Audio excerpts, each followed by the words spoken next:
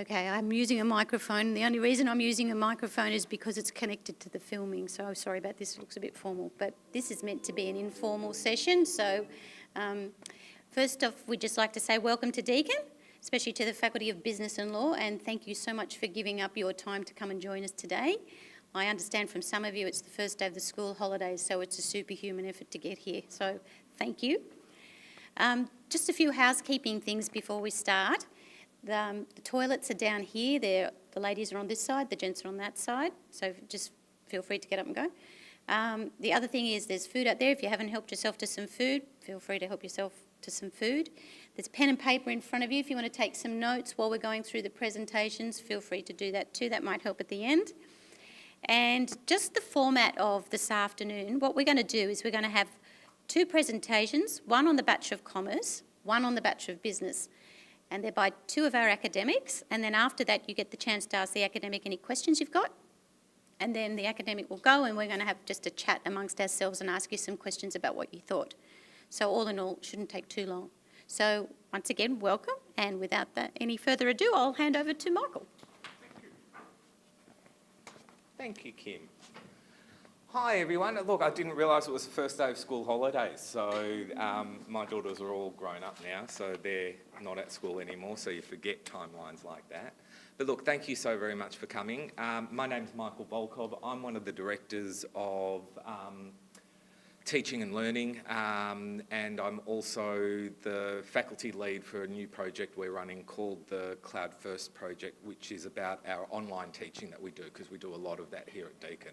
So one of the things that I want to talk to you about is our Bachelor of Commerce. The other presentation will be on the Bachelor of Business. And really, the Bachelor of Commerce is a great program that has multiple majors that I'll talk to you about, and also some minors and huge and great employability benefits as well. We see ourselves here more at Deakin more like tour directors. So we want to make sure that you're studying what you want to study, that it's important to you, that it's the part of the journey that will get you to the next step. So that's what I'm going to talk to you about today. So a little bit about the most common question we get. Is a Bachelor of Commerce the right thing for me to study? Because we've got a Bachelor of Commerce and also a Bachelor of Business that are both offered through the Faculty of Business and Law. A Bachelor of Business is there for people who are a bit entrepreneurial, who want to run their own business, not necessarily work for someone else, but actually work for themselves. What the Bachelor of Commerce is about is it is quite trade-oriented around specialty areas. So whether that specialty area is accounting, finance, management, human resource management, marketing, it's very much directed at those skills, as well as across a very broad commercial focus. And I'll talk to you about the actual course structure in a minute. So really, it's about qualifying for a profession. So, you know, if you want to be a chief marketing officer, if you want to be a CPA, if you want to be a financial planner, you know, these are the courses for you, or the majors for you. Both courses, though, do offer industry placements. They do offer double degrees as well, but those degrees and the majors themselves are different. So that's something that you'll need to consider when it comes time to making your choice. So why Deakin Commerce? The first thing is, and this sounds really trite, but it's true. We've done a lot of research with our students, we've done a lot of research with our graduates and with employers. And the first thing all of them tell us is, there's a vibe at Deakin. Now, whether that's because we're really friendly, whether that's because all of the academic staff have an open door policy, whether that's because we're all here to support you, but there's just a really great feeling around Deakin. And I hope you experienced some of that while you were coming in here. And it's this vibe that people keep on talking about that's actually quite different to other universities. And we're really proud of it. The other thing is experience. You know, for 7 consecutive years, Deakin, in the major graduate survey that's conducted by the Australian Federal Government, so it's not done by us, it's not done by universities, it's through the government, we've been voted number 1 for overall student satisfaction out of all the universities in Victoria. Number 5 in Australia, but we're really, really proud of that. And whenever you see our Vice-Chancellor talking, that's something that, you know, she always headlines with. You know, we're here to support you. That's what I mean by tour guides. You know, we're here to help you on your journey of study. Employability plays a really big role. You know, how many of you are planning to come to uni because you want to get a job? Yeah, okay, so that's the whole room. And we know that. So one of the really big innovations that we've done here at Deakin, and we work very closely with them, is a division at Deakin called Deakin Talent. And they are all about career education, graduate development and graduate recruitment. They work closely with students before they graduate and with prospective employers to actually, you know, one of our goals is for you to be employed before you even graduate. And one of the things I'll talk to you about later is the fact that most of our students, most of our graduates are actually employed within 4 months of graduation. Our goal is to get you jobs before you graduate, but we have an exemplary record with that. And so we know how important the employability is. And that's why we allow you to do things for credit as part of your degree, things like industry placements or work integrated learning. And they can be done at jobs. Some of you will have jobs already, you know, working part-time. You can do it with your current employer, or we can find a placement for you. It's very flexible. It could be done through volunteering at a sports club or at a community group and things like that. So, you know, we're very focused on the skills that you actually get from doing these things, from the experience you get. And extension. And one of the things is that our research has shown that employers look for what we call the extracurricular side of things for you. You know, it's not just about study. We look at you as a whole person. You come to us and you've had experiences already. You've got skills already. We want to build on those and recognise those. And the thing is that, you know, employers hire students who have had employment during their university time. You know, just you know, one thing that I often get asked by students when I go on school visits and things like that is that, you know, I work at Coles or I work at McDonald's or things like that. Is that okay? And it's like, yes, that's great. They provide great training. They provide management pathways. I mean, you know, so whatever it is that you're doing, keep on doing it. You know, internships. Really, really important. That's where you actually go into a workplace for a certain number of hours or for a certain period of time and actually work on real work projects. So you're not just there getting people coffee and doing photocopying and things like that. The way we organise it for you is that you're actually doing real work like you would when you graduate in your chosen field. Other extracurricular activities, things like, you know, community groups, sporting clubs, like I said before, really, really important because you get to mix with people from all walks of life. You get to engage with people in very different ways and employers recognise that. You've got volunteer experience. You know, selflessness is a lovely quality, you know. And helping other people makes you feel really good, but it actually helps other people. And those are also qualities that people look for. And really, the smallest part of a graduate is that actual university major. You know, the number of people that are hired by top accounting firms that don't actually have an accounting degree or an accounting major, but have done a whole range of other things and are a really well-rounded, well-presented person. That's what they're looking for. And so the Bachelor of Commerce allows you to do all of those things while getting credit for your studies. At the end of the day, and you're going, what the heck's that? It's a chameleon.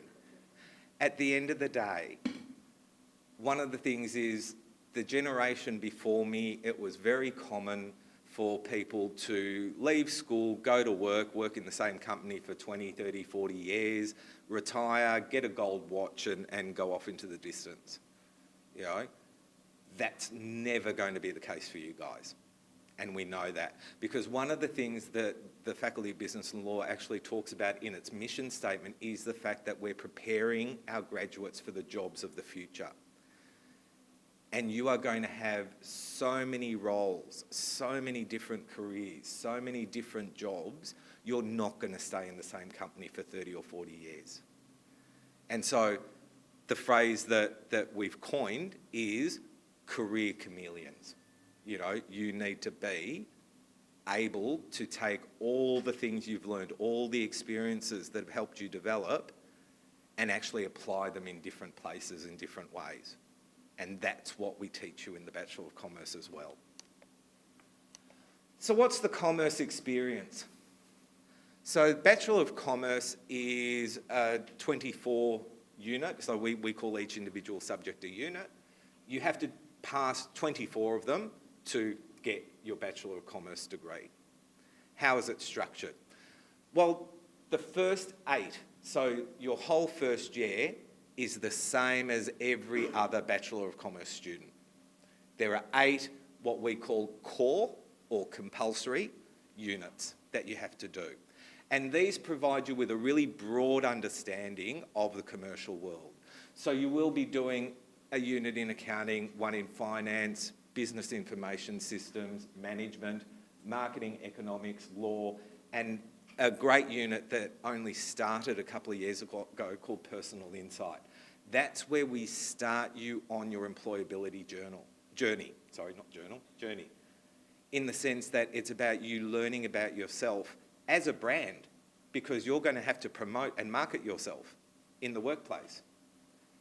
So every step of the way, in first year, in second year and in third year, we have units that are specifically tailored towards that employability aspect and allow you to demonstrate, you know, your experiences and your professionalism.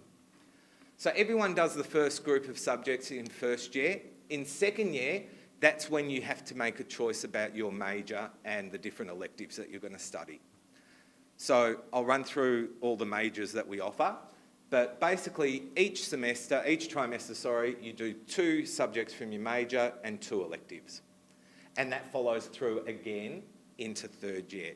So by the end of 3 years, you've done a major, which is 8 units, and 8 other units. Now they can be a double major, it can be a double degree, it can be all electives, it could be 2 minors, there's lots of combinations that I'll talk about. And at the end of the journey, what you become is a Deakin Graduate Alumni, and there's an absolutely wonderful ceremony that's held at Costa Hall in Geelong. It's plush and luxurious, and you get to walk across the stage wearing nice clothes and a Harry Potter gown and shake hands with the Vice-Chancellor and stuff. And we get to cheer, which is really cool. So the career-focused majors that you can do in a Bachelor of Commerce. We've got accounting, economics, finance, human resource management, financial planning, management, marketing. So those are the majors that you can do as you progress through your Bachelor of Commerce. You can do one of them, or, as I said before, you can do 2. You can do what's called a double major. So finding majors that fit really, really well together. Examples of majors that fit really well are like accounting and financial planning, marketing and human resource management, things like that. and management information systems. We also have a new major that is being offered at our Warrnambool campus, which is in agribusiness. So it's one of the very few, we're one of the very few universities that have an agribusiness focus. Warrnambool is the ideal place to do that in. So yes, it does mean you'd have to go to Warrnambool, but you know, it's one of the very few that offer agribusiness. But we've also got these groups of subjects, these groups of units that allow you to differentiate yourself from all the other graduates that will be coming out at the same time as you. And these are what we call minors. So these are 4 units instead of the 8 units of a major, and they can be done in any one of these areas. So accounting, business analytics, finance, event management, marketing. So you could do a major in marketing and a minor in event management and human resource management, for example. So there's lots of combinations you can do so that we can try and work with you to design a course that is exactly what you want, that is exactly what you want to, or what you need to actually get the job you want. Think about what your ideal job is. You know, you all put your hand up saying that you're here, you know, you're going to come to uni to get a job. Well, what is that job? And how can we help you get there? So there's lots of flexibility and there's lots of combinations. So just some of the combinations are things like you can do a double major in accounting and finance, and you do that by doing a major in accounting, other finance units, and a global study program. Global study programs are great. They're where you can actually go overseas and do some study overseas. And we do offer some money for that. Yeah, I'm getting nods. We do offer some money for that. It's a big time commitment and it's a really gutsy thing to do. But again, employers love it. You know, you could do, as I said, marketing, management, event management, and a global study program. You could do a major in marketing, a minor in management, and 2 groups of electives.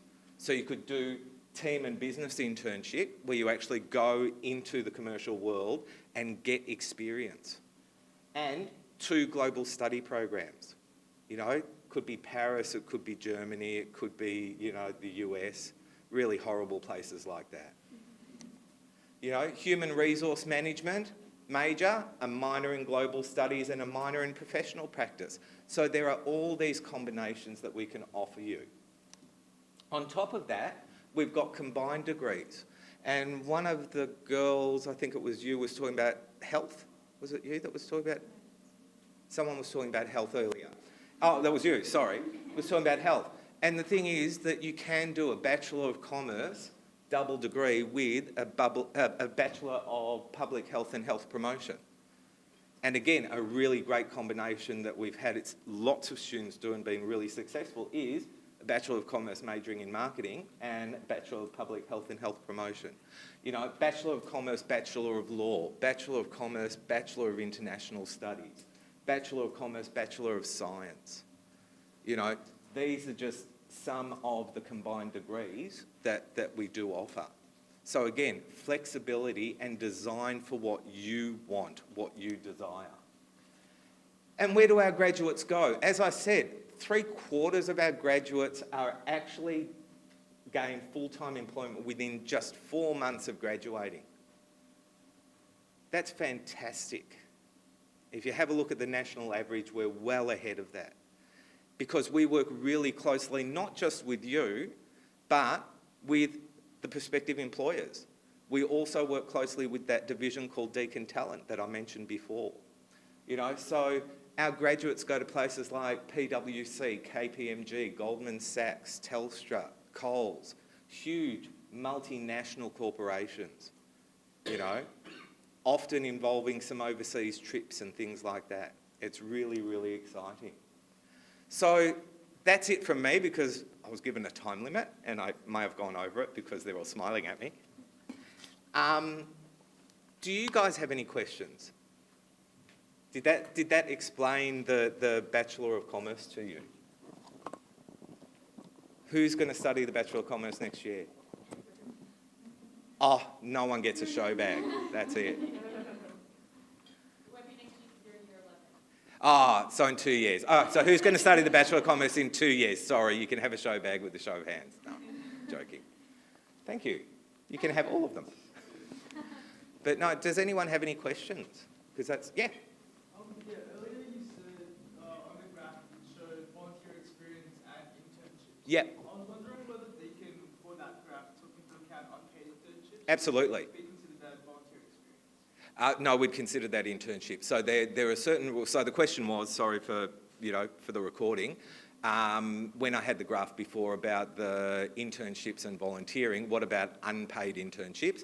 That's still an internship. So there are different types of internships, but absolutely, and it really is about that extracurricular stuff that you do, because at the end of the day, just take accounting, for example, just because it starts with A.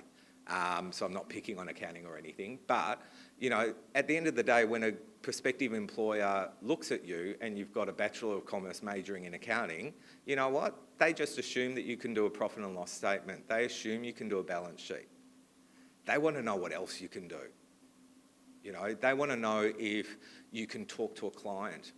They want to know if you can work in a team. They want to know if you can work with overseas partners in a cross-cultural relationship. They want to know if you can manage yourself to meet deadlines, things like that. So all of those extracurricular things actually go to show you as a wider person.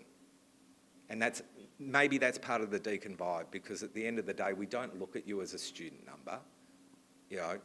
We know our students and we try and work with them as much as we can to actually get them what they want, not what we want, because it's not about us. We're here to help you. Yeah. Any other questions? Yeah.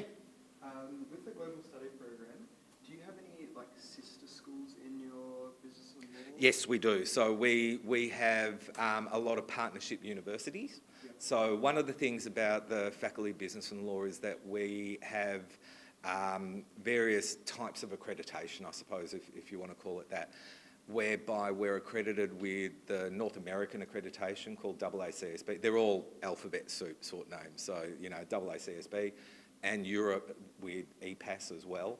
And so what we do is we've actually partnered with like-minded schools overseas. So they have to meet our high standards. We have to meet their high standards. And yes, absolutely. So, we can certainly help you, choose the right things to study with the partner institutions, but also where. So if you sit there and go, well, I really like the sun and the beach, do you have anything in Hawaii? We can certainly find out. Yeah. Oh, that got people happy. Okay, yeah. Or if you prefer Paris, we've got a couple of schools in Paris that we're very close with as well. Yeah. Any other questions? I explained it that well. Alrighty.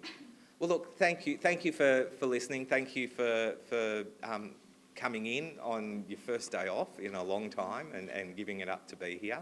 I appreciate it. I know everyone here at Deakin appreciates it. Look, one of the things while you're here too, if you check out some of our buildings as well and you get a feel for the type of technologies we use and the type of facilities we have, they're really cool.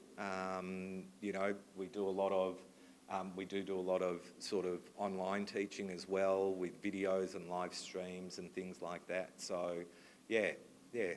Hopefully you choose Deakin. Hopefully I'll get to see you in a couple of years. That'd be lovely. But thank you for your time. Thanks, Michael. Thanks.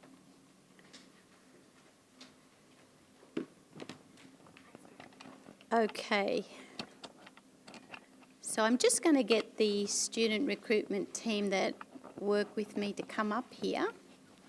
And for those that I didn't meet before, my name is Kim, and I'm the coordinator of student recruitment. And we've got Jess Sang, who's also in student recruitment, and Jess, another Jess, and Jamali. Well, this is the teams. Just say Jess and you'll be right. So we want to ask you some questions now.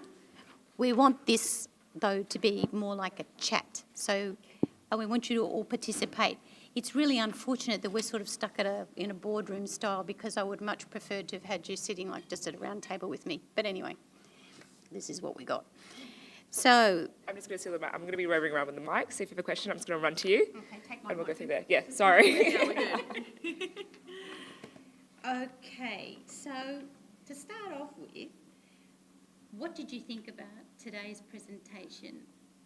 I just want to hear sort of maybe we just go round the table and just give me your first impression of what you thought about it. Whether you thought it was good, boring, or whether it told you what you wanted to know, or you had no idea about it, now you know all about it. So we'll just start. We'll start with down the back. We'll start with you. You have to use the mic, sorry about this. That's all right. Yeah. I found it pretty good. I think it moved a bit fast. I found specifically talking about the different majors, I was kind of struggling to keep up with the information that was being given to me, not knowing much about the course prior to this. Yeah. Good point. We go around the table. Thanks. Yeah, you're going around the table. Yeah, I think it was a really good overview of the course itself, because I didn't know anything about it either before coming. Yeah, I feel like there wasn't much detail, but that's probably, up to us to ask questions if we want more detail about that, I guess. And, we have a time limit. And we want to know what yeah. you think, because we're obviously teaching to you and presenting to you. So you're the prospective students. So we want to know what you want to know, because we're here and we see it every day and we know what we're teaching. But what we want to know is, are we explaining what we're teaching to you? And are we explaining that well enough for you to understand and make an informed decision? So, yeah, any comment that you have is valid. It's all good feedback. Okay, come around the table. And please be really honest with us. I Yeah. thought it was pretty friendly and inclusive. Like, there was a lot of things included, because obviously everyone has sort of different career paths that they want to take. So it was a wide variety. I thought the majors and minors could have been explained a little bit more, but other than that, it was good. Yeah, I thought it was quite clear. It was brief, but it was clear what was entailed in the course and stuff. And I liked how he sort of went into extracurricular things that you could do that would benefit you as well. But yeah, I agree with Lucy. I think the minors and majors probably could be explained a little bit more. I thought it was very informative and very clear. And I think it explained a lot about the opportunities that Deakin offers and how it's a good pathway to get into employment of your choice. And I think that is ultimately probably the most important thing that a student needs to know. So, Yeah, I thought it was an engaging presentation, and I liked how he emphasised that it was all about you and your career, and you can make your own pathway into what you want to do. But yeah, probably would have been good to delve a bit more into the minors and the subjects that you could have done. But otherwise, it was a really good overview to begin with. Yeah.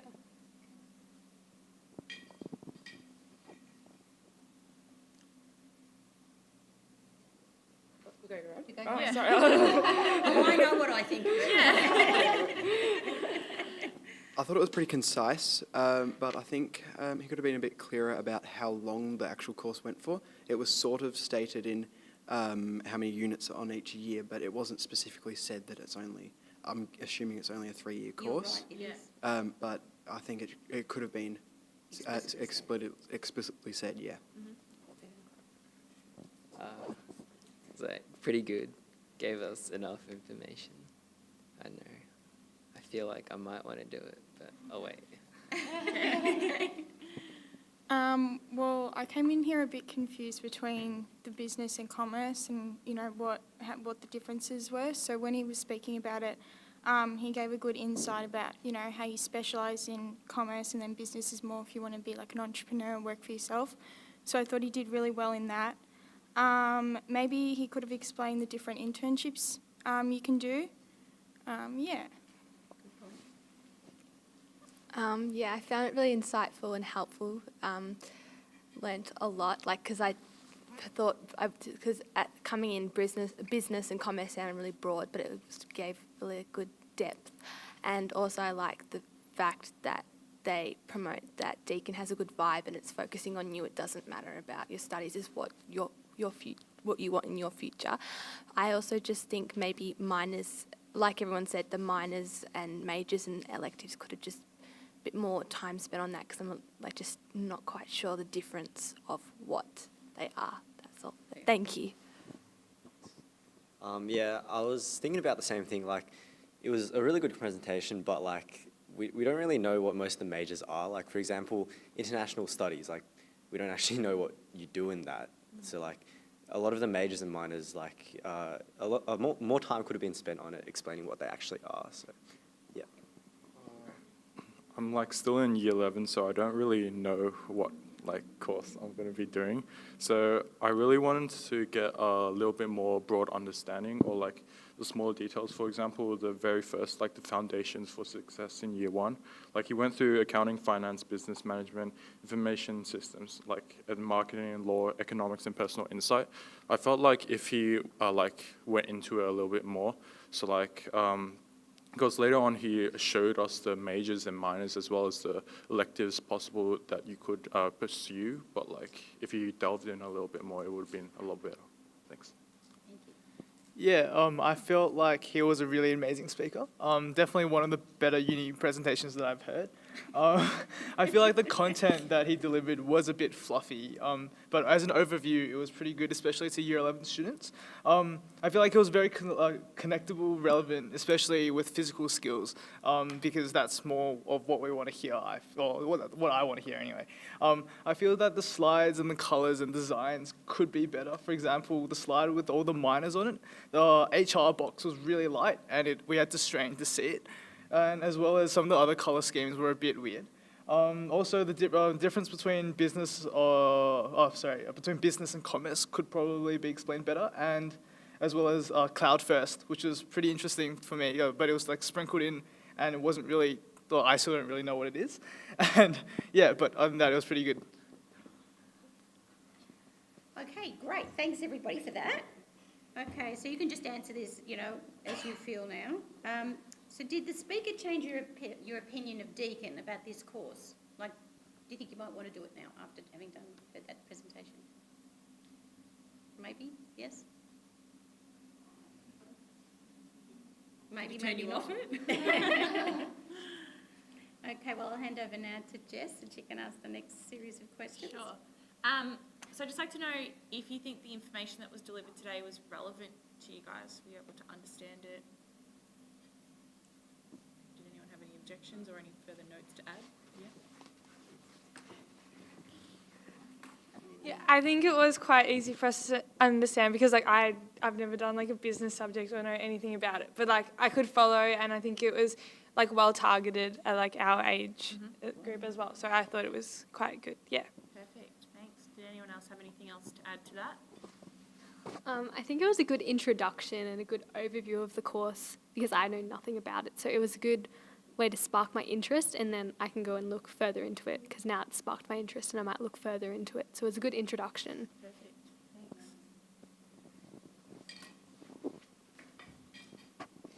thanks. Yeah, I feel like, as you said over there, it was a really good introduction, but which was good for me because I didn't know anything about it. But I feel like if someone had spent a little bit of time researching, they would already know most of that information. I feel like it's some of the same stuff you can get from the website, basically. Yeah, I'm not sure. That's fine. No one else? Okay, we'll move on. What features of this presentation would make you consider undertaking this degree? One of the main things that I liked was that you can study abroad, and that's definitely one of the things that I want to do. And I think that you can combine it with different kind of aspects of commerce, not just like straight accounting or eco. You can do like law as well, and like international studies and global studies as well. So I think it's like applicable to everyone, and I think that's one of the things that's probably most appealing about it, is because like everyone can do it, and it can be altered to like suit them and their interests. Yeah. Just out of interest, with a show of hands, how many people were interested in the overseas opportunities? So everybody, just about. Almost, yeah. Good to know. JT? Oh, sorry. what didn't appeal to you about the presentation? Was there anything in it that would discourage you from doing the course here?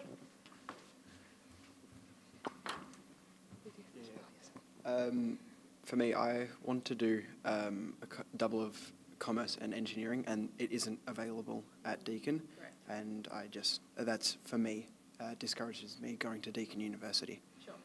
Anything particular in the presentation about the aspect of commerce that made you go, not so much? Oh no, I do want to do commerce, so Okay, cool. like that part of it was very good.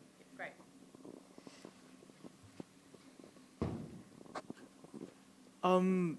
One thing that may potentially discourage me would be the different campuses, and that as we live in like metropolitan Melbourne, and having like the possibility of perhaps needing to go to Geelong or even Warrnambool for the courses, discouraged me a bit. And yeah, actually that's it. Just to clear that up, just at that point, so the Bachelor of Commerce is offered at all campuses. So you can do it, with the exception of the major in agribusiness that's only offered at Warrnambool. You can do all the majors at all campuses. Including online. Including online, which we class as a campus. Yeah. This is a long question, but how well do you think the Bachelor of Commerce / business is marketed to high school students? Were you aware of it before today? What is the reputations of Deakin's Commerce Business degree at your school? Was that 3 questions in one? That's Well, three there's- questions in one. Okay. So basically, How is the Commerce and Business degree marketed at, to high school students? Do you know about the Commerce and Business degree? And then what's the reputation of the Deakin's Commerce and Business course at your school? So take a few seconds. Oh, we've got an answer. All right, let's go. This is about commerce in general. I feel like it's such a popular course in this year, like especially all my older cousins, older friends, majority of them are studying commerce. So it's such a popular course, and so I've heard a lot about it. And Deakin is definitely, it's one of the unis that are up there with probably Monash as well. I know a lot of people who go to Monash, but Deakin as well. What was the other question? What's the reputation of our course at your school? I think it's a good reputation. Our career counsellor talks about Deakin being an option for commerce. It's got a high status as well. So yeah, I think it's a good reputation. Just ask what school you're from. Sienna in Camberwell. Anyone else? Yeah, just with our school has a pretty good reputation with Deakin. Like I know a girl who used to go to Sienna, and I think she currently does a Bachelor of Commerce at Deakin, so it's quite popular from our school. What school are you from? Sienna as well. Sienna as well. Yeah. There's a theme here.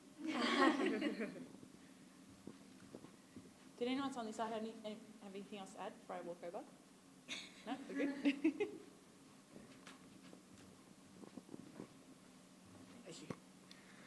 good? At our school, I feel like a lot of our students really want to do business or commerce. And I've heard a lot about it. Jess came to our school to do a presentation, I think earlier on this year.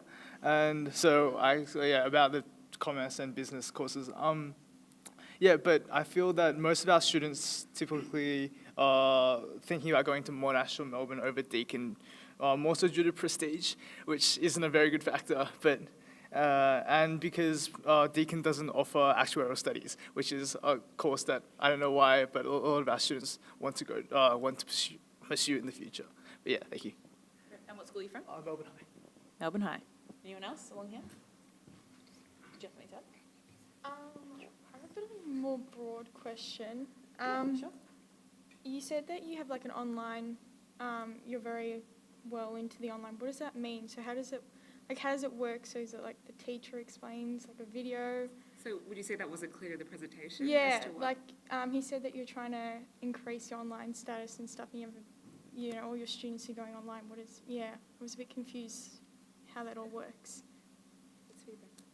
Yes, so you probably want an answer though. Yeah, sorry, I know I was going off topic, but I'm sorry about No, it it's now. fine. So we are very advanced in what's called online or digital technologies that are available for students who are on our CLAD campus. So most of our units, especially in the Bachelor of Commerce, almost all of them, I think. All of them are. All of them now. Because I did my commerce degree completely online. 100% online.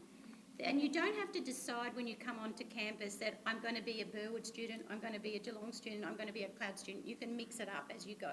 So students move between, and even with the units. So you might do one unit in the Cloud and you might do 2 units on campus. The idea about that is it's flexible for you, so that if you're trying to hold down a bit of a part-time job or you're doing other things, you can study here and you can study in the Cloud as well. So you can go to work, you can catch up on your lectures in your own time. So it's it's to offer the student the most flexibility. But Jess and Shamali have both done a commerce degree here. Yeah, so and they can tell you we can actually firsthand. answer questions for you guys afterwards if you've got specific questions about commerce or business.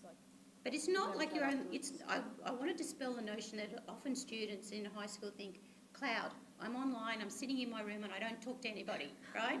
And I'm not in a class, right? Because that's a feeling that students have told me. I don't want to do it online because I won't talk to anyone. There is a whole online community. You're very well supported. There are blackboards and things. I haven't actually done it, so I don't know. But it's very good. But it's very good. You're very supported, and and you can come onto campus and talk to the lecturers. Your campus isn't on your degree as well when you graduate. So when you get your tester, it just says your degree, your name, if you've got a grade, but it does not say your campus. That's probably a big question. I go to Box Hill High School, and Deakin has a good reputation, but there's a lot of hands-on kids at Box Hill High School, and I think most are looking at either Swinburne or Monash just for more hands-on degrees, and not so much looking at commerce. Okay. Thank you. How do you think Deakin's courses in business compare to other similar programs? So, other universities.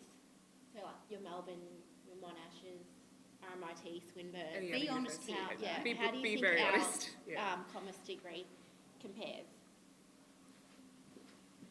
That's fine. We want you to talk. Exactly.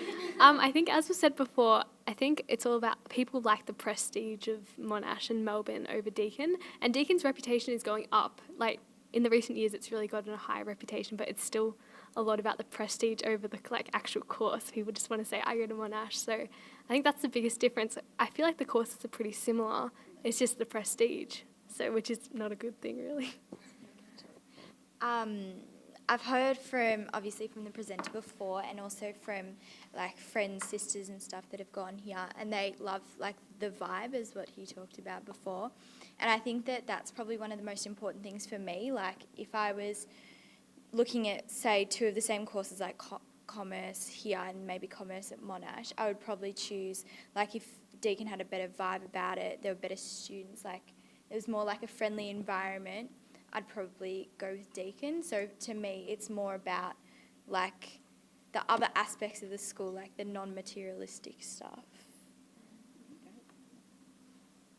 Any other feedback? Nope. Thanks. Okay, last question from me. What resources and facilities do you think might be available to you if you studied a commerce or business degree here?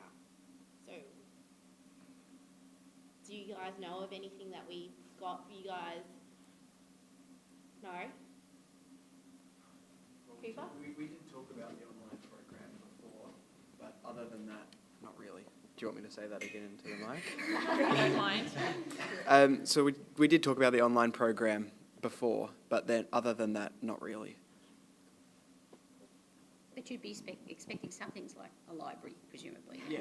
Yeah. Some things like that. Would student societies and things like that?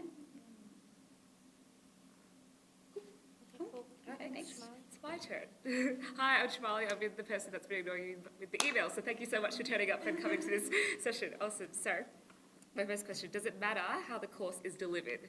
What I mean by that is, does it matter if it's full-time load, part-time load, both? Is it online? Do those factors really matter in your decision making? How flexible in the sense of, yes, is anyone online? Maybe someone that hasn't, going to pick someone, Jess? Here you go. I don't think it really matters because you can just do it. I mean, there's nothing about it. Like, you can do it online. I think that's more convenient if you're working. So, yeah.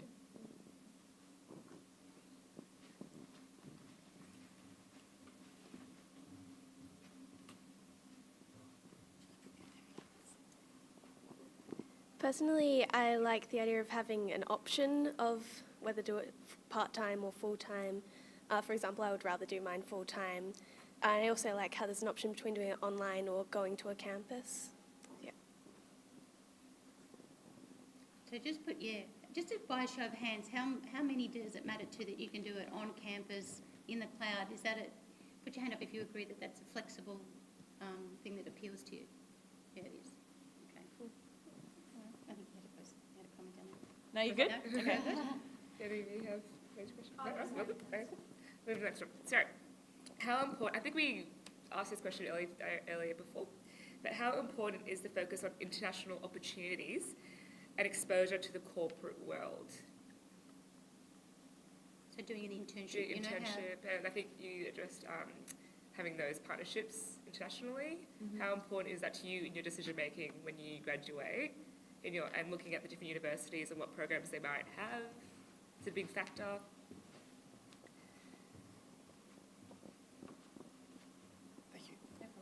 I feel that international universities and exposure is really important to high school students. It is very appealing to us, and seeing overseas, whether that's their job markets or their universities, is also really nice. I feel like exposure to the workforce and like where we potentially aspire to be is something that is a major factor when deciding what universities to go to.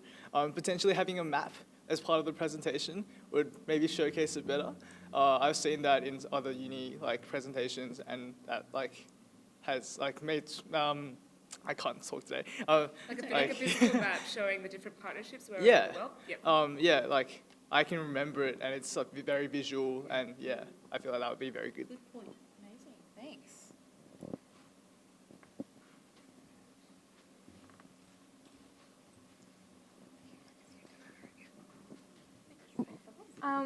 I think it is, for me, it's really important to see that you do encourage your students or help your students find internships or work experience, because you always hear about how hard it is to find a job after you finish uni. So if you've had experience or you can put down your resume that you've done this, I think it'd be really valuable. Okay. Oh, sorry. I think it's really important because there's such a difference between just learning something and knowing the content rather than being immersed into the employment or work side of it. So I think that's important for me personally. Good point. Yeah, that's what I was going to say. That's what I was going to say. It's totally different, hearing about courses and studying the content to actually working in it, because it could be completely different. So it's important to have experience and know what you're getting into. So that's why internships are really important. Fantastic. And that answered my next question, which is great. So maybe you could elaborate. That's all right. So the next question was, how important is an internship opportunity as part of the degree while you're studying? How important is that to your decision making? I think it's really important, because I could be studying this course, but I have no idea what job it's going to lead to. Because when people tell me they're studying commerce, I have no idea what they're going to do after they finish their course. So I think doing an internship would sort of showcase what it can lead to and what you can become from this broad course and what it narrows down into. And Steele, she's an academic who works in the marketing department of our faculty. She's going to talk to you now about the Bachelor of Business. So I'll hand over to Marion. Thank you. Oh, thank you. If I stand in the middle, can you all see? Sorry, if I stand in the middle, can you all see? Good. Okay. I'm happy for you to call me Marion, and I'm going to talk to you about the Bachelor of Business. Unlike most universities, here at Deakin we actually have two different offerings. We have the Bachelor of Commerce and the Bachelor of Business. And I hope that as I go through the next 20 or so minutes, you'll get an idea of why we have two different degrees in the area of business and commerce. So just make sure that I'm presenting the right way. So there's a couple of things to think about. The first is, which university should you choose? What kind of degree should you choose? What kind of degree suits you, and where do your interests lie? Here at Deakin, We're actually ranked one of the top universities in the world, and certainly one of the top universities under 50 in the world.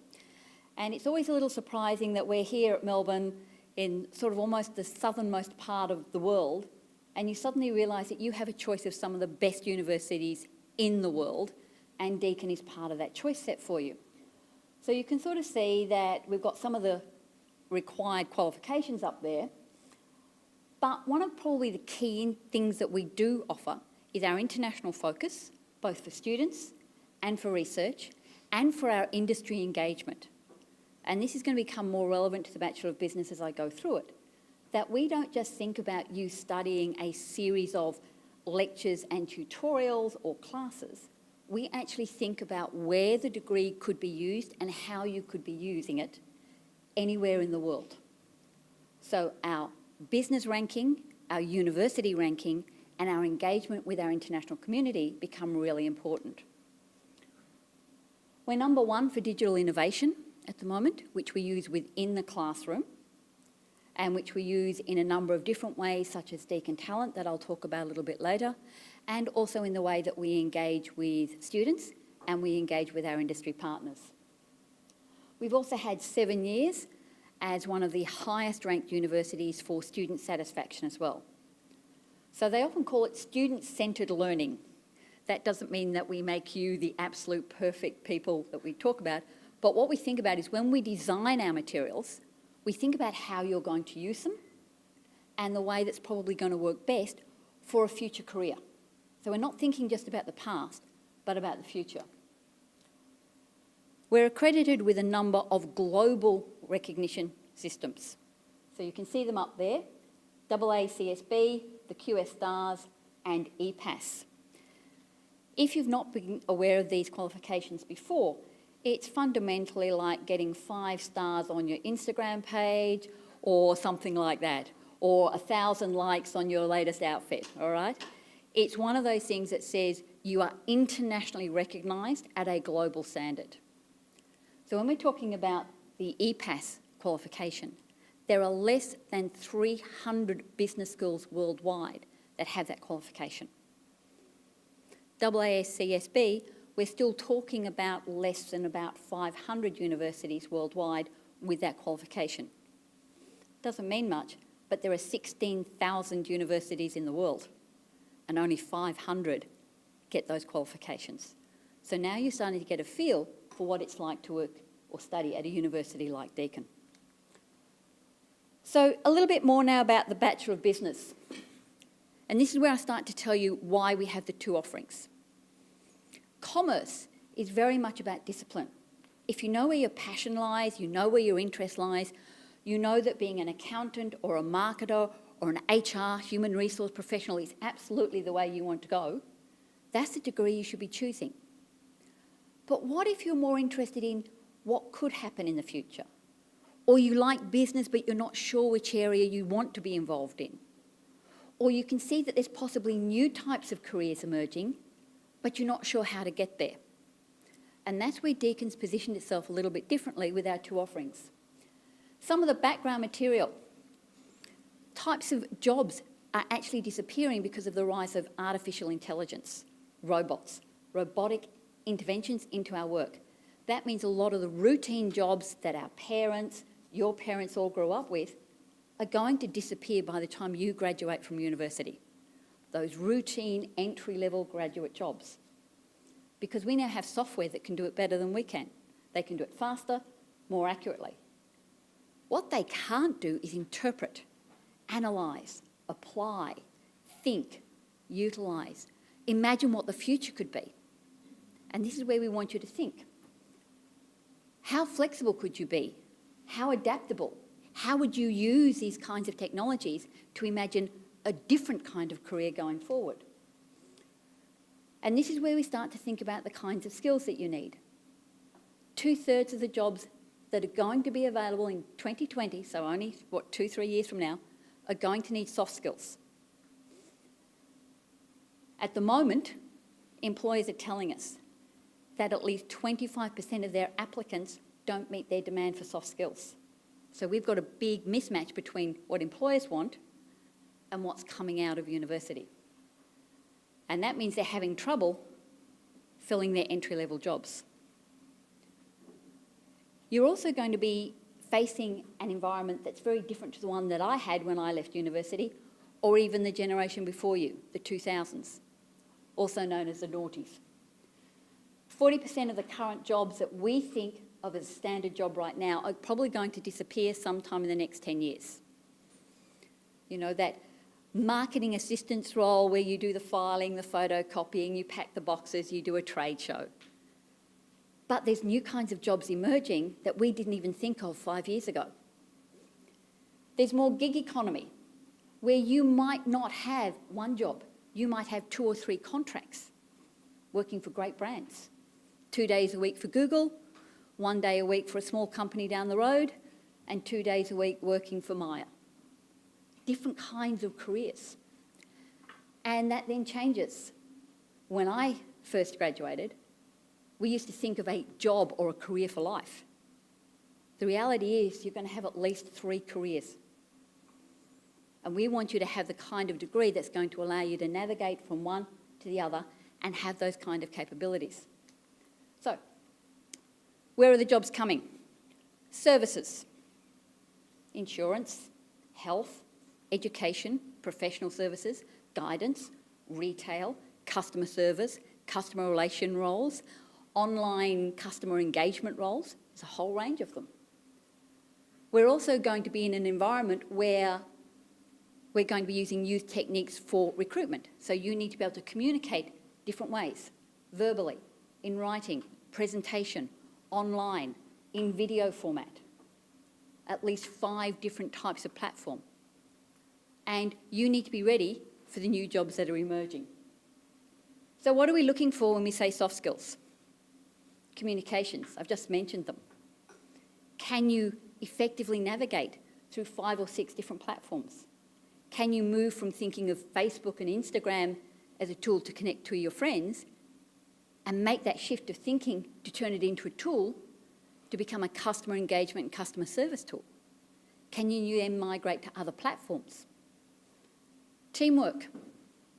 I love teamwork. Teamwork's great. You can achieve some of the best results ever with a genuine team. And I don't mean the standard, you're going to work in a group, do a project, I'll do 30%, you do 30%, you do 30%, we'll meet the night before and put it all together. But teamwork, bouncing ideas, generating new ways of thinking. Relationship building. We're good at building relationships with our friends and family. But what about making an engagement with an up-and-coming startup in New Delhi?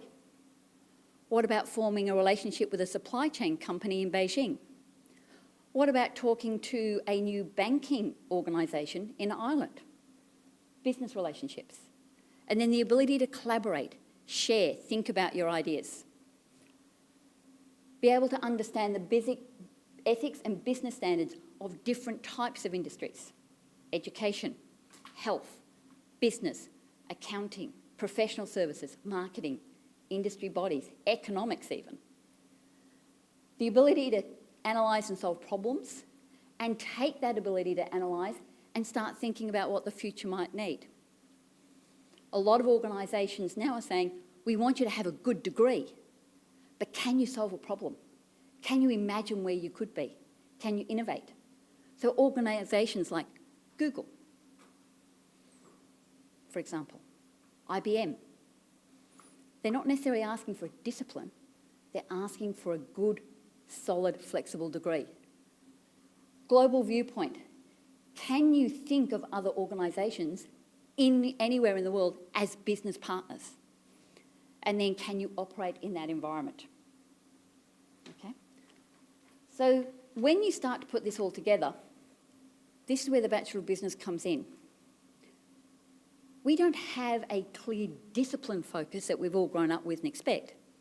You can't be an accountant in this degree. You can't get a marketing qualification in this degree. But there are a lot of other areas you can move into because we focus on soft skills, all those things I've just been speaking about. The business basics, understanding how businesses operate and what they expect of you. Giving you an opportunity to focus where your skills and interests lie in areas other than the core commerce disciplines a requirement to have work integrated learning mandatory in your degree. This means you've got to go and get some experience, some expertise. And that means that you take what you've learned and you've applied it and come up with new ideas and new results. And then we finish with a business project, a capstone project. So when you think about it, we look at the soft skills. We start in your first year and build it up level by level through your 3 years. Teamwork, self-management, digital literacy, communication, global citizenship. We finish with critical thinking, problem solving. So these are all of the soft skills developed through the degree. And the kind of business basics we're talking about. You can see financial literacy, budgeting, forecasting, the global economy. We don't call it information services anymore because nobody wants information services. They want people who can take information, use it, interpret it, apply it, make sense of it, help other people become more successful, help your companies become more effective. Entrepreneurship and innovation. Can you think? Can you create? Obviously, marketing and management. There isn't an organisation out there that doesn't need it. But logistics, what about supply chain? How do you get information from point A to point B? Your product from point A to point B. A lot of you are going to do Christmas shopping over the next couple of weeks. Next time you walk into a store or buy online, how did that product get to that point just when you needed it to buy it? Who made those decisions? Could you be one of those people? And your interpersonal, relationship building skills, teamwork, global citizenship, self-management, communication. So, how do we deliver these kinds of opportunities? We look at the way you want to learn, and then we provide it in different ways. So we have both face-to-face and cloud opportunities. You can choose one or the other. But if you're a face-to-face student, you still have access to all of the cloud opportunities. So learn online. Be able to just go online, download the materials that you need. If you're a cloud student, so an online student, you can engage with others. You can join in the discussions. You can join the chat rooms. You can still get delivery. If you're a face-to-face student, you can still utilise all the same material, join in the discussions. So it's not that you are completely separated, but we provide platforms for you to join in. So as I said, if you're in high school at the moment or secondary school, you've probably been asked, what do you want to be when you grow up? You were probably asked the first time when you were 5. I want to be a fireman. I want to be a nurse. I want to be a world-famous football star and better than Maradona. If you don't know who Maradona was, you've got to go into the history books. All right? So I'm going to be a lawyer. I'm going to be a finance manager. I'm going to be an economist. I'm going to be an HR manager. What about all those other jobs that aren't HR, marketing and accounting? What about event management? You need project management skills, logistics, innovation, marketing, communication, planning, and the ability to create. One of the fastest growing areas in Australia and Southeast Asia at the moment. There are over 9,000 major events per year just in Southeast Asia, so from us to Singapore. What about project management? Most organisations are evolving, changing very fast. They need people who can implement, think about these, bring all their business skills together, but can also manage a project from end to end. Bring in a new software system. Reimagine how to engage with customers online. Retail management. Anybody goes, retail management? I work in retail. I work for Coles. I'm fine. I've got it. Okay, what does Amazon need? Who's going to come along and replace Amazon 10 years from now? What about shopping online? What about having bricks and mortar, the shopping experience? What about organisations that are not online or offline, but are imagining brand new ways of network shopping that you might not have even thought of? There's a whole new area of retail management that's only just emerging right now. Organisational psychology, one of the areas that we offer, which is not quite HR and it's not quite industrial relations, but is a good match with project management. How do organisations evolve, change, develop, think? There's a lot of companies that are looking for these type of people who can think outside the square. People management. You might be more interested in training and education, but working at the ad hoc level, working within an organisation, rather than as a teacher. You might be interested in property and real estate. And if you are, then I would always recommend, if you're going to do a part-time job, get one in property and real estate. Make it useful, earn money. Public relations, key area of communications, where we start to think outside the square and how we present communications not for ourselves or our group or our sporting club, but for an entire organisation. Imagine managing all of the communications for a company like Holden or Toyota or Myer or Sportsgirl or the Collingwood Football Club, PR. And then film and television. Everybody goes, why is film and television in business? It's an easy one. Behind every actor, there's an entire business organisation to put that film together. Needs good project management skills, needs good business skills, needs good budgeting skills, needs the ability to find finance, negotiate, form relationships. Most film and television is business. We only get to see the final little bit, which is the actors on stage or on screen. So, when we put this together with what employers are looking for, this is where we come into this degree. Your university major is highly ranked by about 16% of employers. Your volunteer experience is at the same ranking, 15%. Extracurricular activities that you might have done. You might be involved in sporting organisations, captain of the debate team.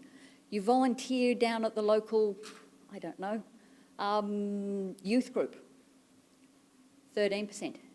Internships, work integrated learning, a mandatory part of this degree. Highest ranking, 29%.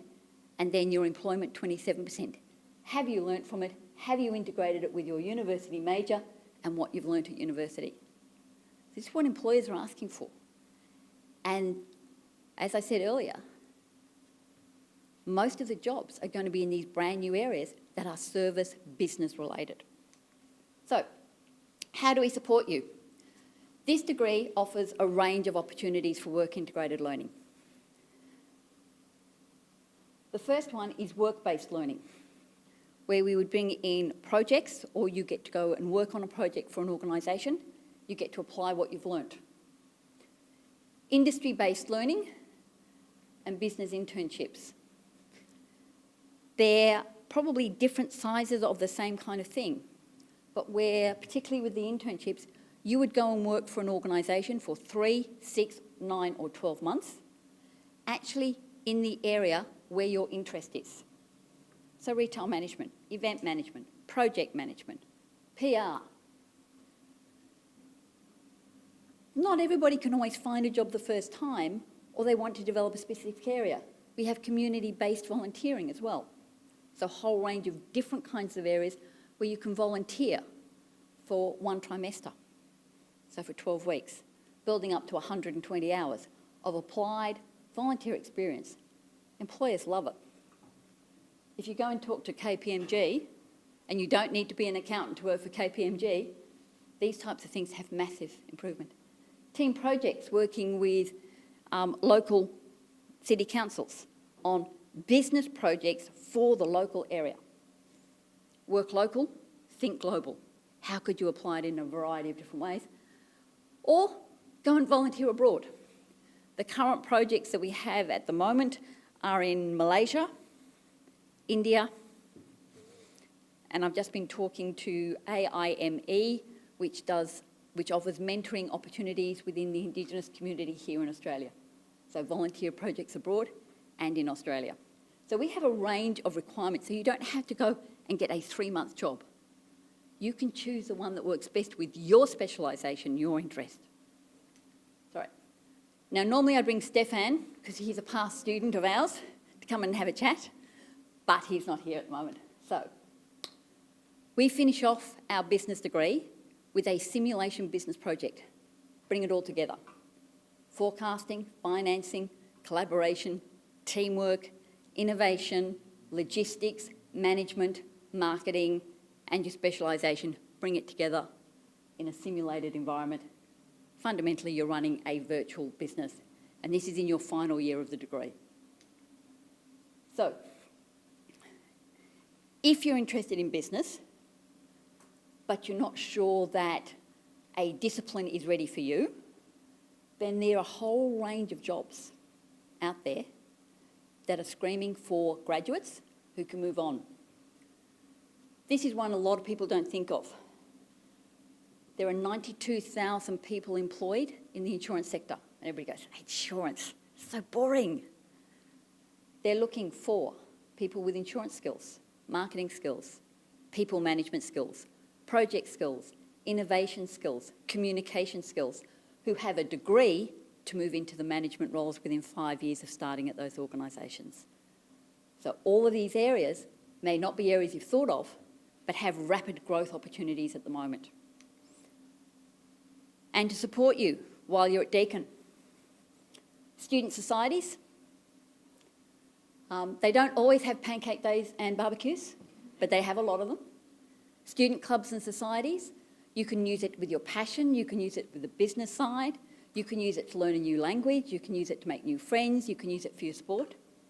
Anything where you get involved actually counts when you finish at university. We have graduate recruitment services, Deakin Talent. There's a whole range of workshops, information, resources to help you put your material together and apply effectively, as well as a full range of internships, traineeships and graduate roles on offer. Mentoring programs, where you can either be a mentor or be mentored by others. The Students Helping Students and PASS. So these are student groups that help other students become used to university or study or get over problems. This is not a medial centre, this is a medical centre. You can tell I was really tired that night when I was putting this together. Counselling, multi-faith chaplains. And with our student mentors, we have business and law, which includes us, obviously the business area. Help you with your social area, academic transition, full support. So we have a full range of resources, not just your lecturers and tutors, but also a full range of resources at the university to help you transition into Deakin, but also to help you gain the kinds of experiences and extra opportunities so that you can make the most of your degree here. You can't connect and win. I haven't taken out my competition bit, but I'm happy to answer any questions.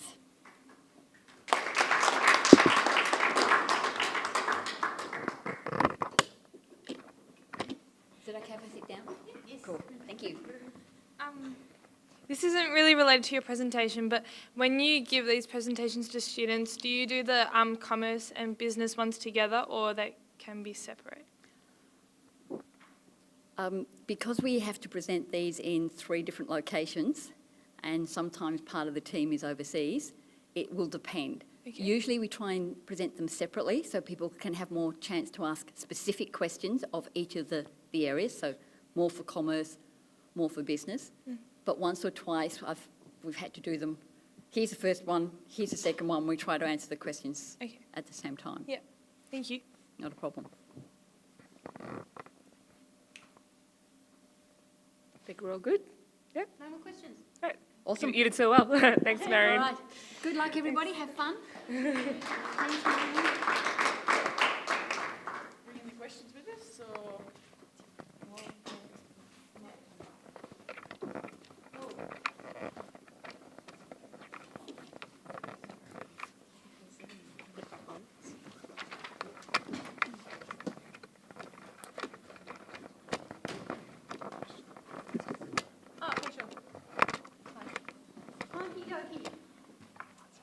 One second.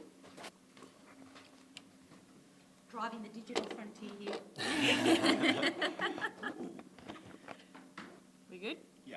Okay, so we Awesome. might do the same thing that we did with the first presentation and just go around the room. We might start over here at the back with you and just get your impression of that presentation and what you thought. as soon as I get Jess to get over there with mine. Thank you. I feel that this presentation was really good. First up, I feel like there was a bit too much of this is Deacon's achievements. I feel like there was a bit too much of that. However, the detail, the information was really good. There was more elaboration in this presentation, and especially with the soft skills. Usually when presentations talk about soft skills, it's just glossing over soft skills, but like that, seeing her going into depth into that topic was really good. Yeah, and the cloud bit was really good and like informative as well. Thank you.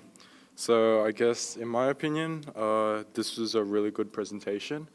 I really liked how like informative it was. Like there was a lot that I went through.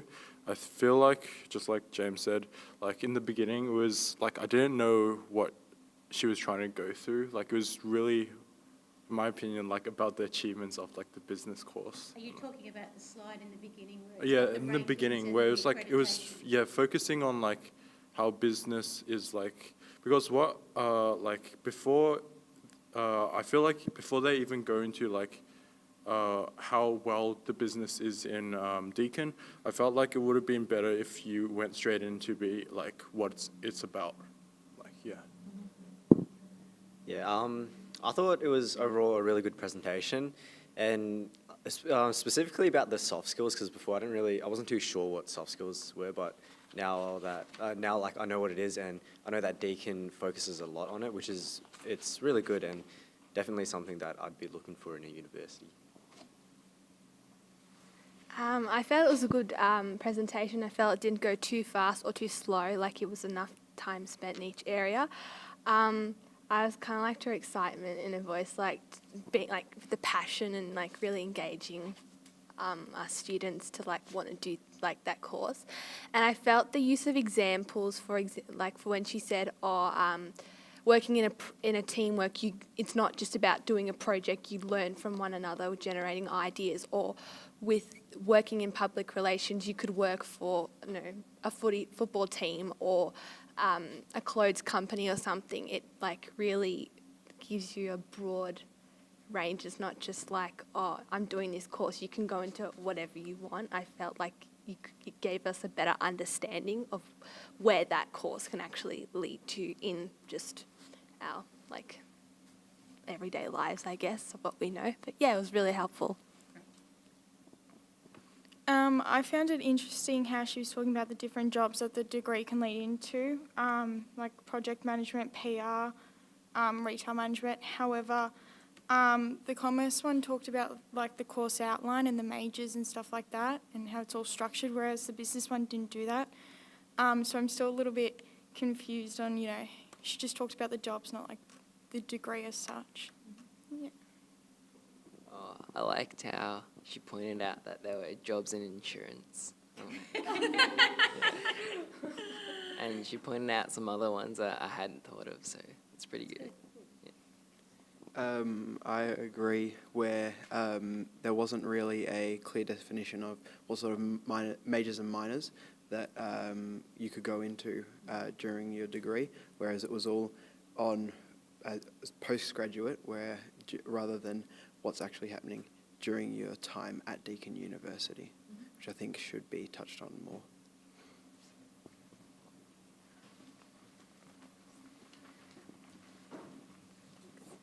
Yeah, I think overall it was a really good presentation. I liked how she delved into this soft skills bit and how she sort of led on to what you'll learn from it and what it can lead to into the future. But yeah, I agree. Didn't really talk about the actual course, but more after the course, which is really good and required, but maybe a bit more about the course. Yeah, I think I'm just going to echo what everyone else said about not really talking too much about the majors and the minors, because I'd probably be more interested in business rather than in commerce, and so I was kind of excited to see what areas of business I could go into or I could study, and that wasn't really presented to me. But apart from that, I think she gave like an overall like cohesive view of what business is and what employment it can lead to and what it means just for like later in life and the skills that you acquire, which is really important for careers that are changing due to like numerous factors. But yeah, I thought it was really good. But you would like more information on the majors? Yeah, and the minors. So like what you actually study in business, like with commerce, they said how it was like marketing and economics and accounting and, you know, management and management styles and everything. But like I didn't really hear too much about like the specific subjects and like the electives and the majors and stuff.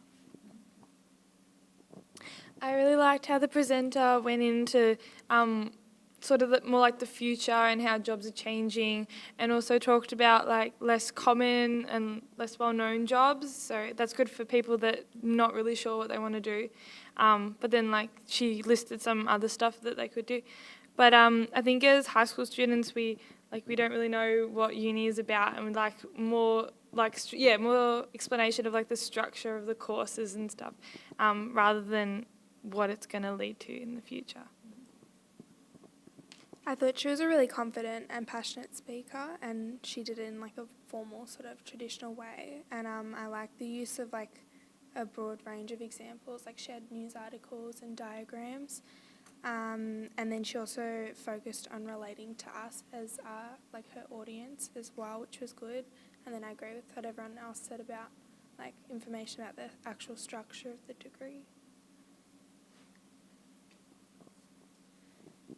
Yeah, as a few people have mentioned, I really liked how she used a lot of examples, especially when talking about the soft skills. Like she didn't just say, you know, you'll learn how to work in a team, you'll learn how to do this. She kind of made those skills relevant to business and like how those skills will help you in the business world. And yeah. In comparison to the previous presentation, I found this one was a lot more thorough. I understood it better, and it kind of sparked my interest for the subject a lot more. The only fault I found with it was the soft skills were mentioned like a few slides before they were explained. So there were some statistics, and I was like kind of thinking, what are soft skills? And then when they were explained, I was thinking, wait, what were the statistics? So yeah. Okay, great, thanks. They're all really good comments, really great feedback. So I'll just ask you, basically we're going to go through the same suite of questions that we went through for the first presentation, and then I'm going to ask you some questions about both of them at the end. So today's presentation, how would you rate it based on the information presented in the slides? I think you probably just about answered that question, but if you've got anything, I think you want more information on the majors and the course structure is what I'm hearing. Can I just, please tell me if I'm incorrect with this. There was a slide that did illustrate the majors. Did anyone notice that? Did anyone notice that? Yes, that's great feedback. Just for your information. Yeah, for your information. It's good feedback to know. The slide, I'm trying to visualise it, where it had business. The arrows, event management, retail, you know. They're the majors. They're actually the majors. This is good though, so that obviously wasn't communicated. Right, so that was that. So did you have a question? If you're all having an aha moment. Yeah. This is for your information. Yeah, that slide, those were the majors. Property management, organisational psychology. Yeah. Retail management, or film and television, they're all the majors you can do. The arrows. Okay, did the speaker in this presentation change your opinion of Deakin or this course? Yes? No? It did for me, because I was sort of thinking more of business from like a small business point of view, or just like management. So she included like insurance and things like that. So it kind of, I don't know, clarified that a bit for me. Yeah. Did it change your opinion based on the other presentation, or are you guys getting the same sort of opinion of Deakin based on both of the presentations?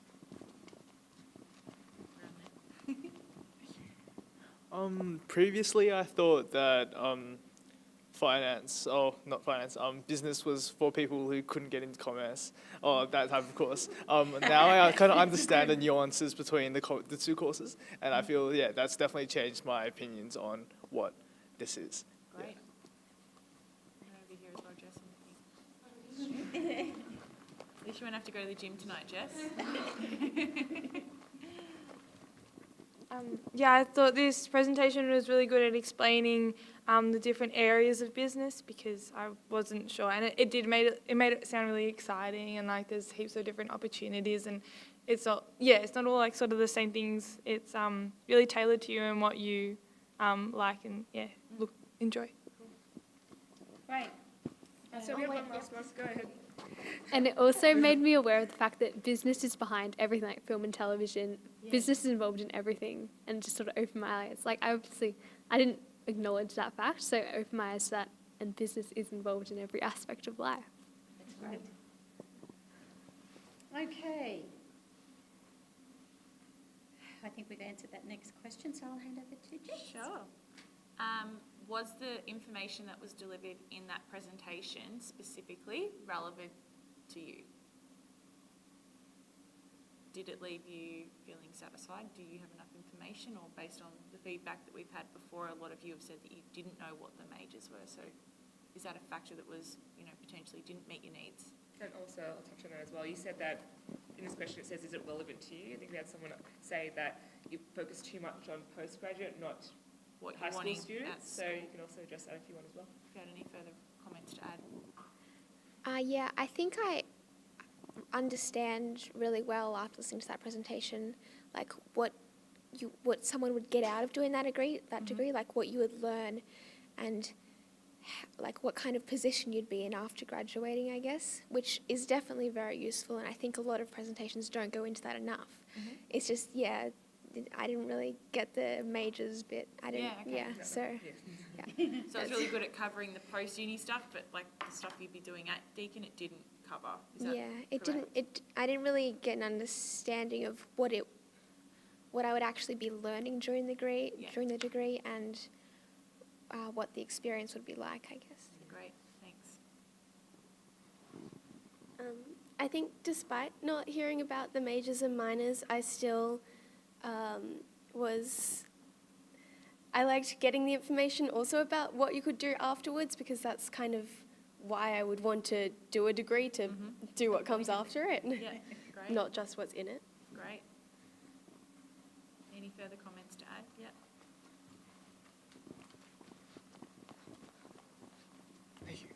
Just going back to the point that you guys were talking about the previous speaker, about what Deakin has to offer in terms of facilities. I feel like it could have been talked more about. I know there were a couple of slides about the mentors, and the slide before that had a list of stuff that we could participate in potentially, but just potentially elaborating on that a bit more, and like talking about the facilities and faculties a bit more would probably be good as well. Thank you. Great. Thanks. I love the hesitation. She's like, oh, which one do I go? Every time. I liked the emphasis on like the Deakin community and like associations and stuff. I thought that was really helpful because it kind of is a point of differentiation for all the unis offering the same courses. Great. So yeah. Thanks. All right. What features of this presentation would make you consider undertaking that business degree? Is there anything in particular that stands out that would make you choose business at Deakin?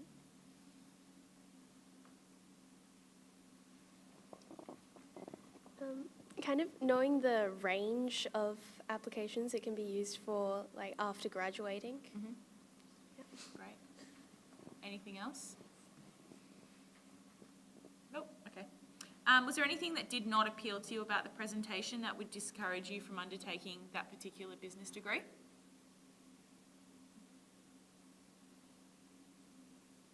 Seriously, nothing at all. Oh, there we go.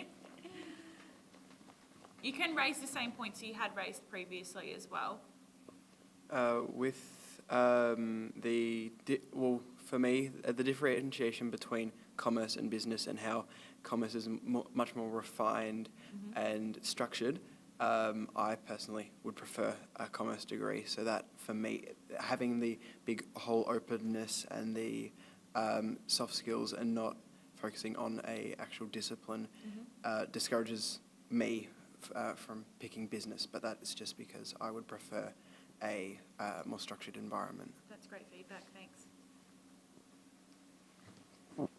Yeah, I was just going to say exactly what you said. I like how commerce is more structured. You specialise in something and you know what job you're going to enter into, whereas business is quite broad. Yeah, which, I don't know, just you don't know what job is. Yeah, it's a bit confusing, where I like commerce is just more, you know what you're going to do, the course outline and stuff like that. Great, thanks.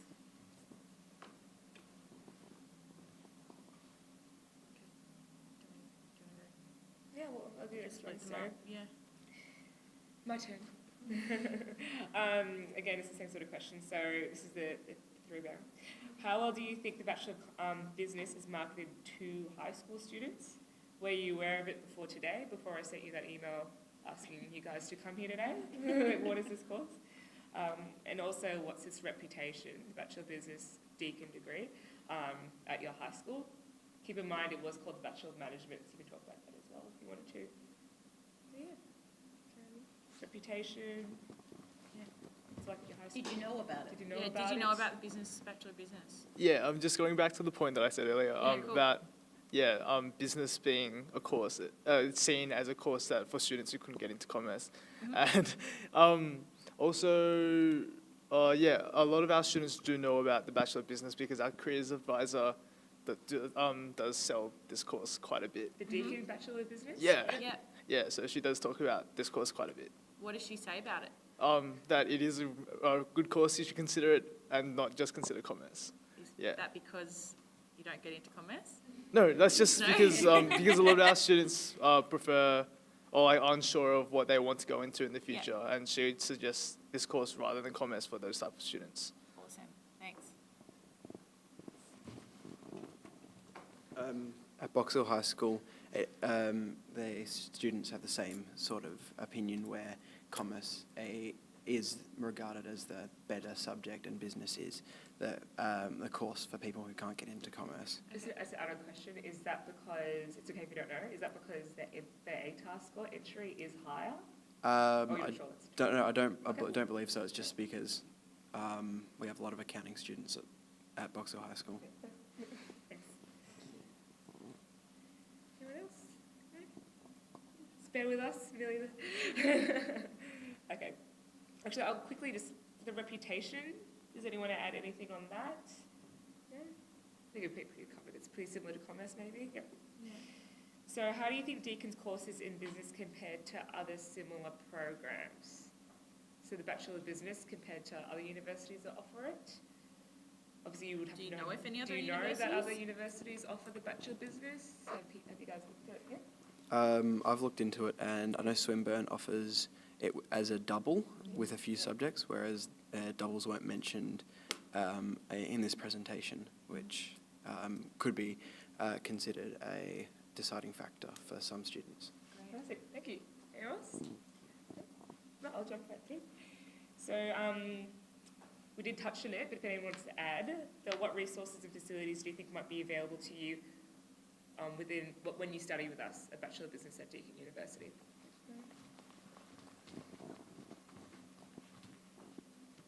I think this presentation went into a lot greater detail and the other sort of opportunities and groups that you can get involved in. So I think there was a tutor group she mentioned and societies or something. So yeah, that was really well explained in this presentation where it wasn't really touched in the other one. So I like that. Add on a real quick question. If this presentation was given to you on open day, open days at universities, would those, after seeing those points, would that make you go and visit, get more information on campus? Yeah, definitely, because, without it, we probably wouldn't really know about it. So, yeah, when it's brought up in the presentation, it makes you curious to find out more about it. Great. Anyone else want to? Fantastic. All right, cool. So, does it matter how the course is delivered? Again, what I mentioned before. So, whether it's full-time, part-time, online, in regards to this course? You can repeat what you might have.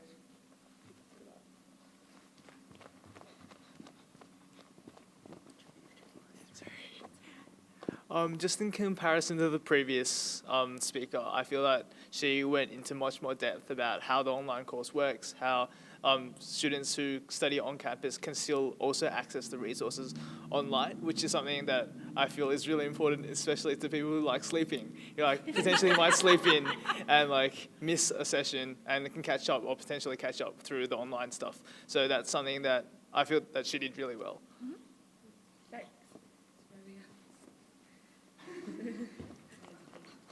Next person ask a question on that side. Thank you. Just to add on to that, I really liked how she included like an example of the web page as well to show like the layout and everything. It wasn't just mentioned; it was sort of elaborated on, which was good. So you can see what it looks like. Exactly. Yeah. You, Jess? Oh, okay, great. And I think it's also really good to know that there is that flexibility to either come to be a student here or to study online in case you miss a lecture or anything. It's good to have that flexibility and to know that you can afford to miss out on stuff and be able to catch up. So it's just good to know. Cool. Did this course or did this presentation focus on the international opportunities and the exposure to the corporate world? Did they even mention it in the presentation? Does anyone want to give feedback on that? And how important would that factor be in deciding on this course for you? Be great to have some other people starting to participate as well that maybe haven't had any feedback this round as well. I think it was mentioned, and it was definitely displayed on the screen, but it wasn't touched on too heavily by the actual presenter, which I think could have been improved upon. Did you get the feeling that internships and work-based learning was an important factor of this course? I've got some notes. Yes. Yeah, great. How important is an internship opportunity as part of the business degree? I'm just going to pick someone. Good work, Jess. Eddie? Yeah. I think it's really important, especially for a business course more than a commerce course, because from what I've heard, like a business course is more centered around entrepreneurship. So like internships are a lot more important, as in like you learn what the workforce is about, like what you're actually going to do instead of just, because like learning in uni and learning and, well, like actually working, it's completely different from what I've heard. So definitely it's really important. Great.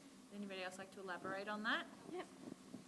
I think internships just help you to be able to give you the opportunity to apply your knowledge and your skills in like real life situations and to gain experience, and also to just like boost your confidence in like an understanding of what your potential job will be like. And Great. yeah, basically, yeah. James had some feedback as well. I didn't really understand the importance of internships in a course that's tailored mostly towards entrepreneurship.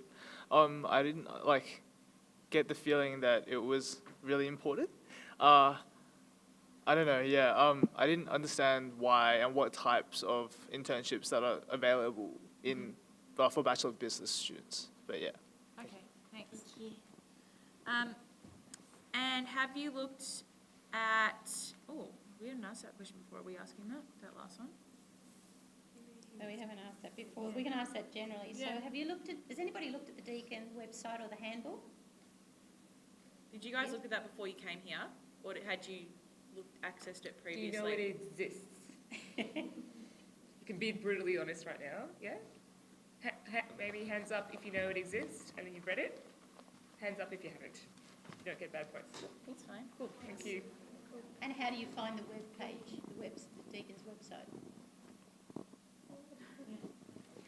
I know, because when I went to Open Day, I did like my own research, and then we have all the booklets like right outside our careers office. Right. So I had already seen it, and because I wanted to know what exactly I wanted to look at for Open Day, I sort of decided on what courses like sparked my interest. So for me, I've already like accessed the website, and it was easy to use and everything like that. I might ask a question that we probably should have asked but didn't. How many of you guys have been to a Deakin Open Day before? Cool. All right,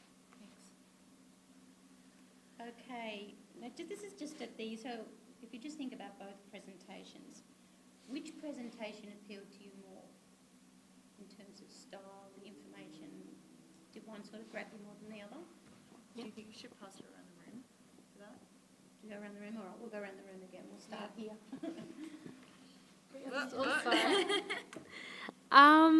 I think in terms of the presentation, probably the business course. I just liked how she went more into depth of she just went into more detail, I think, so that probably appealed to me more, and she was a very passionate person about it, which was what probably caught my attention as well.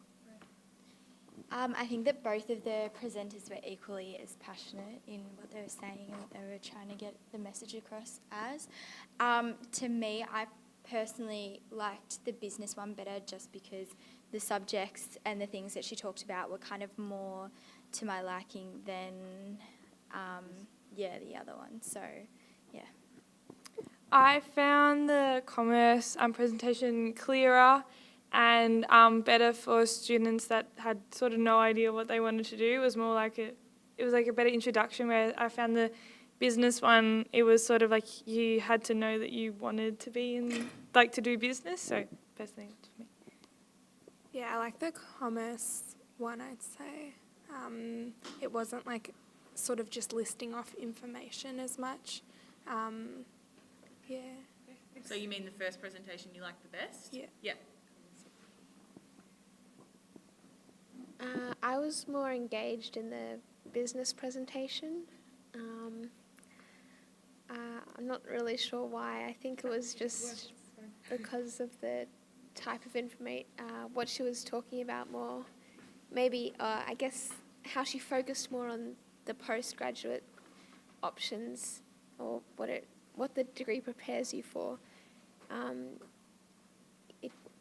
You kind of understand more how the degree is relevant to your life, I guess. Yeah, I definitely found the business presentation more engaging because I found that everything that was on the slides was properly explained, and so I understood the whole thing, whereas in the commerce presentation I felt a bit lost at times. Great.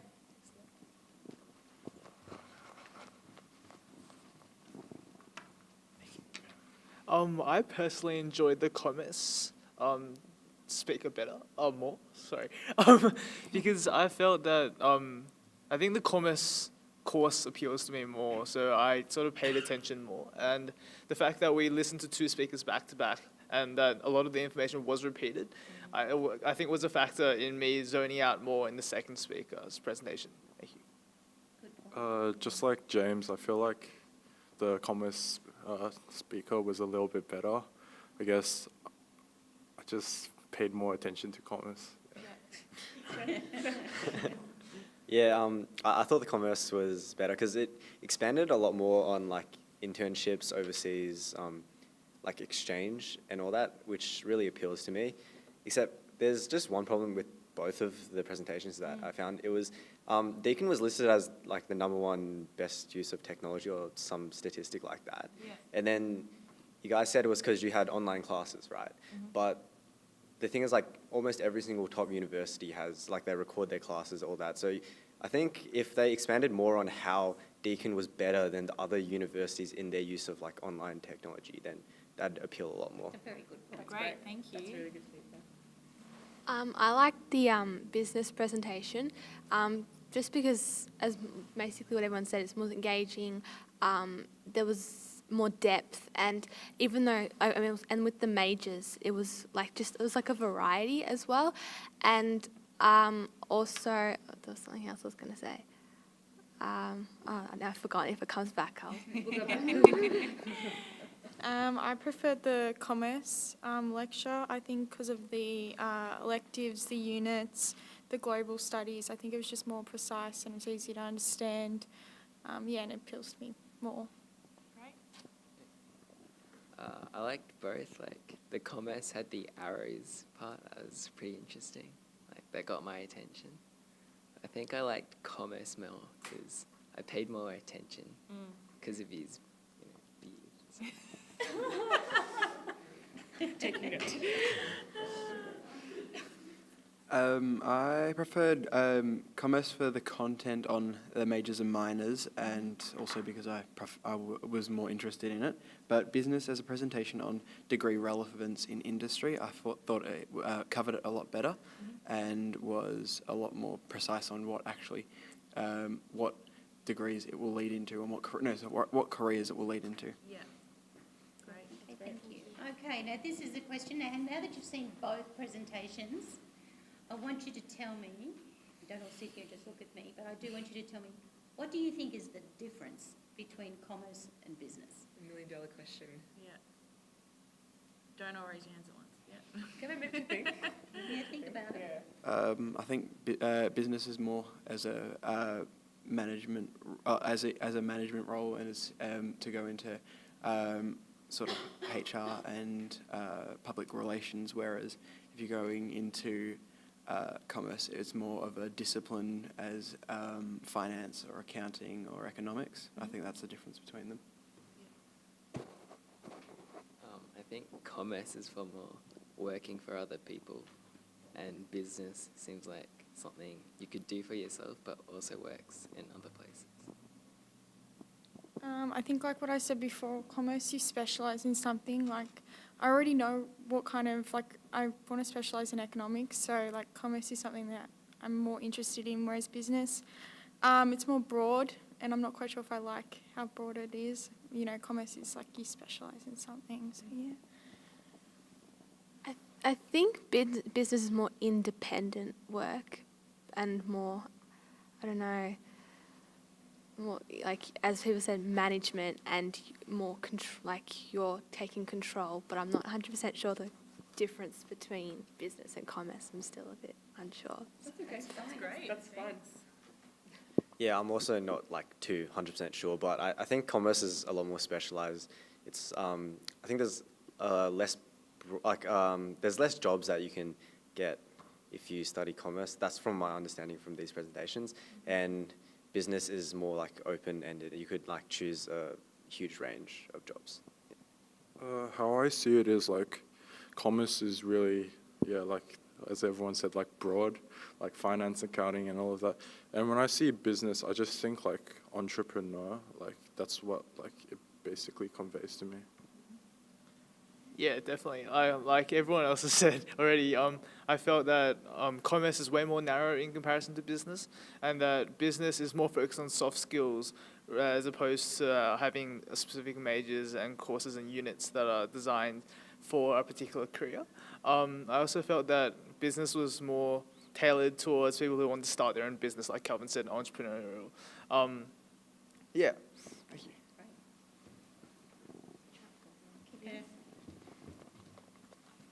Thanks, Jess. That was great, guys.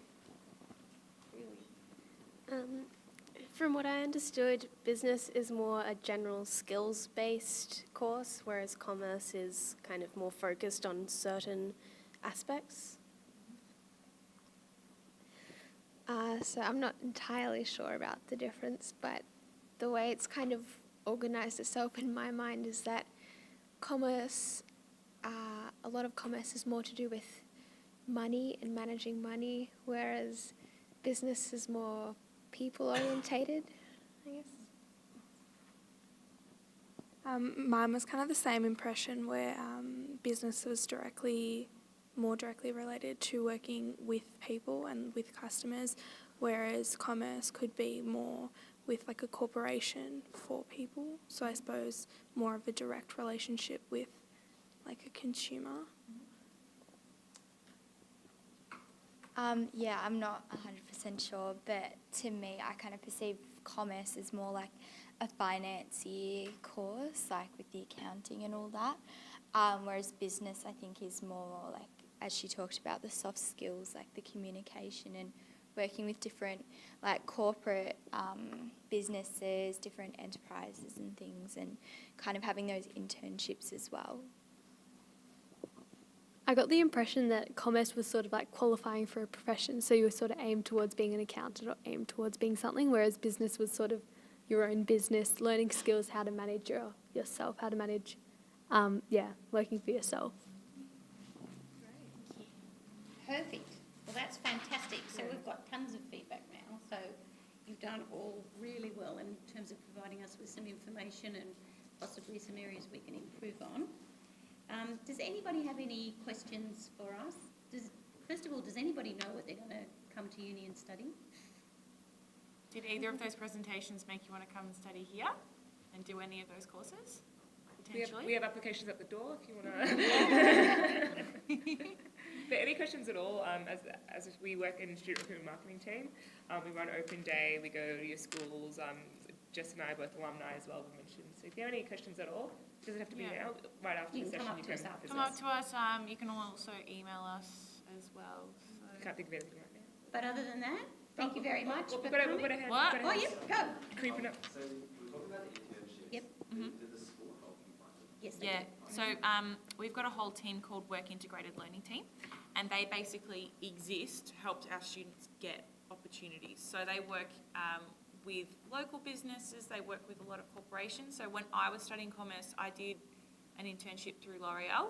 I actually got to work in their head office and present to the executive board of L'Oreal and come up with all of these ideas about how to market long-com in airports. So that was an internship that I did. I didn't get paid to do it, but the amount of experience that I got with that then led me into other opportunities and ultimately landed me a job working for the university. So, and that counted as credit towards my degree. So I did that as an elective. So instead of sitting in a classroom, I actually got to go and work in the L'Oreal head offices and got lots of free makeup and all that sort of stuff, which is really cool. So With the Bachelor of Business, you have to do a will unit, whereas Yeah. the Bachelor of Commerce is optional. And I don't do that as well. You can do internships. I did 3 internships. Yeah, so But did I. there's also you can get part-time work through that as well. It's like a Yeah. casual job. I got a paid paid job and a paid internship through Deakin as well. yeah, and just to note as well, the global intern, work integrated learning and going and doing study abroad opportunities are available across all of the degrees at Deakin. It's not just these. Any of the degrees that you do will offer those opportunities as well. I'm just wondering, how do exams work for people who study online? Yeah, so I can talk from my own experience. So I actually only live down the road. So you still have to physically go to a location if you are studying online. Not all of your units will have exams. The majority of the business and law units will. So you'll still physically go to an exam location. Mine was just on the corner of Bellwood Highway and Springvale Road.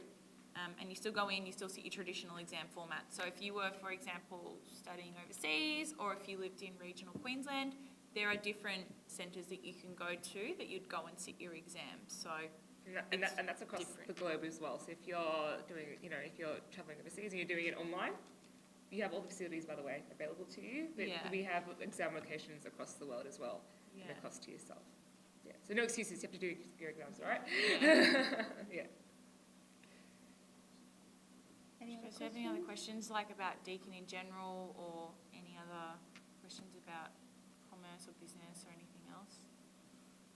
No, 6 o'clock, you're all over it, you want to go home?